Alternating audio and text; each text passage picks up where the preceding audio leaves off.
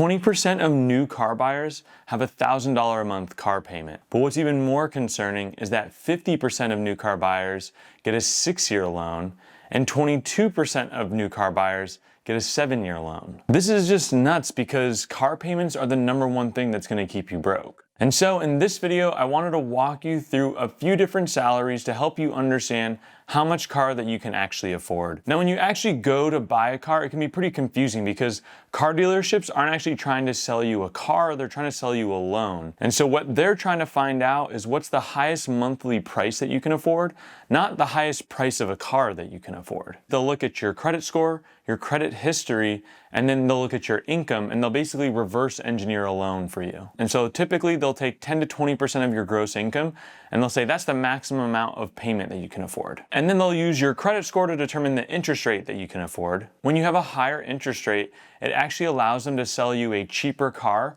for a higher loan value. And it's also worth mentioning that dealerships will even mark up the interest rate that they get from the bank. And once they understand the monthly payment that you can afford and the interest rate that you would qualify for, what they'll start to do is manipulate the actual term of the loan, so that way they can sell you the most expensive car possible and fit it within those terms. Which is why so many people are getting 6-year and 7-year loans, because that works out a lot better for the dealership. And all of these are reasons why, instead of asking you what price do you want to pay for the car, they'll ask you what sort of monthly payment are you comfortable with spending. But this video isn't about what the dealership wants you to do. This video is about what can you actually afford. And so to determine that, I want to walk you through a few different car buying rules. First, we'll talk about this in terms of if you were to just pay cash for the car and not even focus on any sort of loan payment. The reason why I want to start here is because paying cash for a car is the most financially responsible way that you can go about buying a car.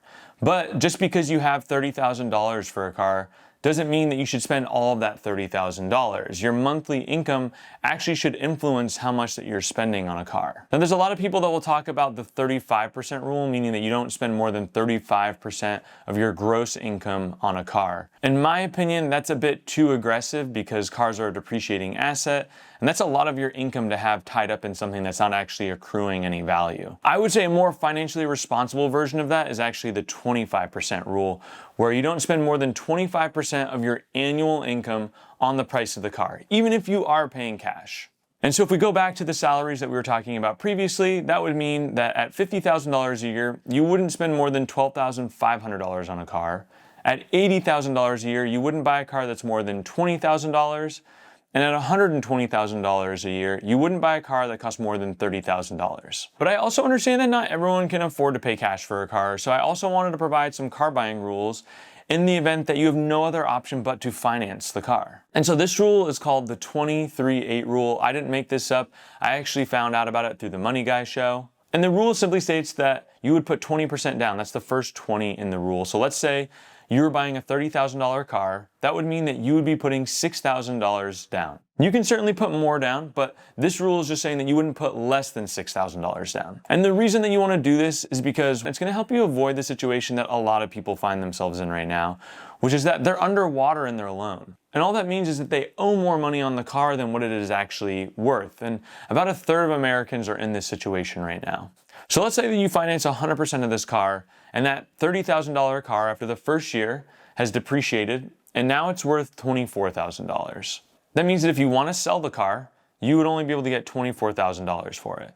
But over the course of that year, the amount of money that you would have paid towards the loan would mean that you'd likely still owe somewhere around $26,000. And so if you sold the car, you would still have a $2,000 delta that you would owe on the loan after selling it. This is a really minor example. There's a lot of people out there that are like $10,000, $15,000, even $20,000 underwater, meaning if they sold their car, they would still owe the bank $10,000, $15,000, $20,000. Now let's talk about the second part of the rule, the 3. The 3 is referring to the term of the loan. That means that you would get a 3-year loan, not a 5-year loan, not a 6-year loan. And that's going to make your monthly payment a lot higher if you're used to getting a 5 or 6-year loan. And while it will cost you more month to month, it's going to actually save you more in the long run. So we'll go back to this $30,000 car, and on a 3-year loan, your monthly payment would be somewhere around $913 per month.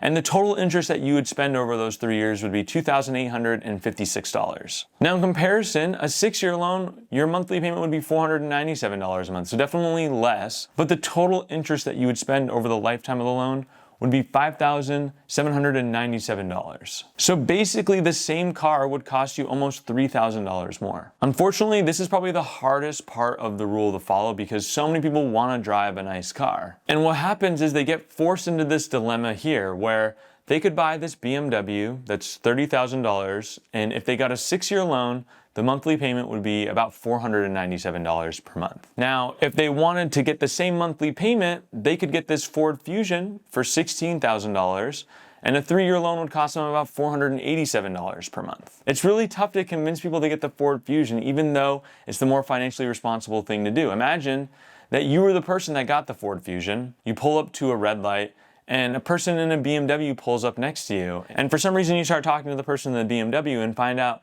that they're spending the same amount to own that car every single month. You'd probably regret having the Ford Fusion because you'd want the BMW instead. But it's important to remember that not only are you going to save this interest, but according to the millionaire next door, the average millionaire actually drives their car for 10 plus years. And so that would mean that if you had a 3-year loan, you'd have 7 years of just no monthly payment where you get to drive a car that's completely paid off. Instead, most people get caught in the trap of getting these 6-year loans, these 7-year loans, and at the end of the term, they just finance another car. And so they just normalize auto loans. I know it's really tempting, but just because you can afford the monthly payment doesn't mean that you can afford the car. Now, the last part of this rule, the 8, actually does refer to the monthly payment. It just means that you don't spend more than 8% of your monthly income on the total payment for the car. That would mean at $50,000, you'd be able to afford a $333 a month car payment. At $80,000 per year, you'd be able to afford a $533 a month car payment. And at $120,000 a year, you'd be able to afford a car payment of just over $800 a month. Just because you can afford an $800 a month car payment does not mean that you should try to get a car payment that's $800 a month. Cars depreciate in value, and so you don't want to tie up all of your money in something that's losing value. You want to tie up your money in things that are actually gaining value. I want to quickly address probably the first thing that people are thinking as they start this video, which is that why would I actually pay cash for a car when I could just finance it? And the argument that most people make isn't that I don't have the money and I want to finance it. It's that, hey, if I have $30,000, why don't I put $6,000 down on the car? And then I take that other $24,000 and I put it into the stock market. Maybe the interest rate on the car that I'm getting is 4 or 5%, but I could put it in the stock market and get 8%. So I want to share my perspective on this. First, nobody that has a paid off car would choose to take out a loan on that car in order to put the money from the loan into the stock market. And so if it made that much sense to finance your cars, wouldn't more people be doing that? Secondly, and I think maybe even the more important reason, is that the more that you distance yourself from the pain of spending,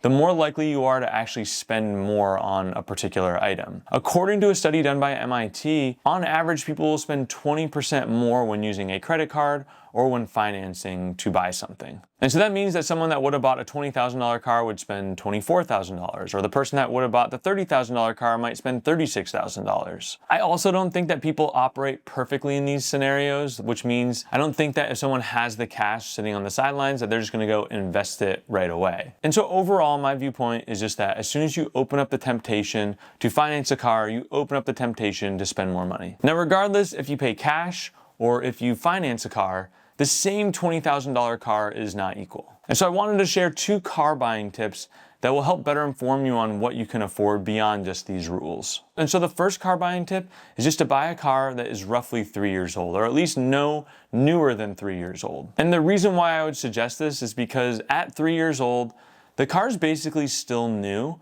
but it's already lost most of the depreciation. In year 1, cars typically lose about 25% of their value.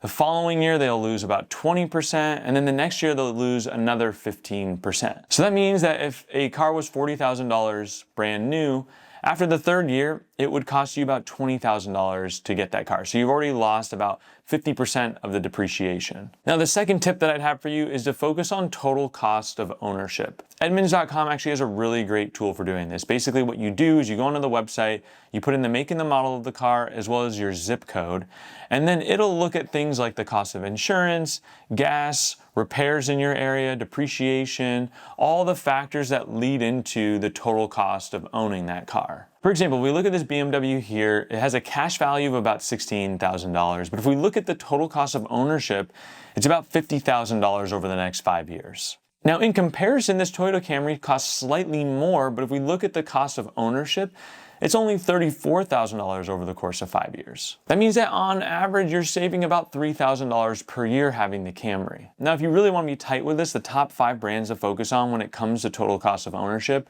is Toyota, Nissan, Mitsubishi, Honda, and Mazda. Now, there's a good chance that you watch this video and you might be thinking, man, I'm not really feeling great about the car that I can actually afford. And I just want you to know the reason behind this is likely because you see a lot of Americans driving cars that they can't afford. And so we've basically been programmed to think that we can afford cars that we actually can't. And the proof that I have that most Americans are driving cars that they can't afford is that the average car in 2025 that was sold was $30,000.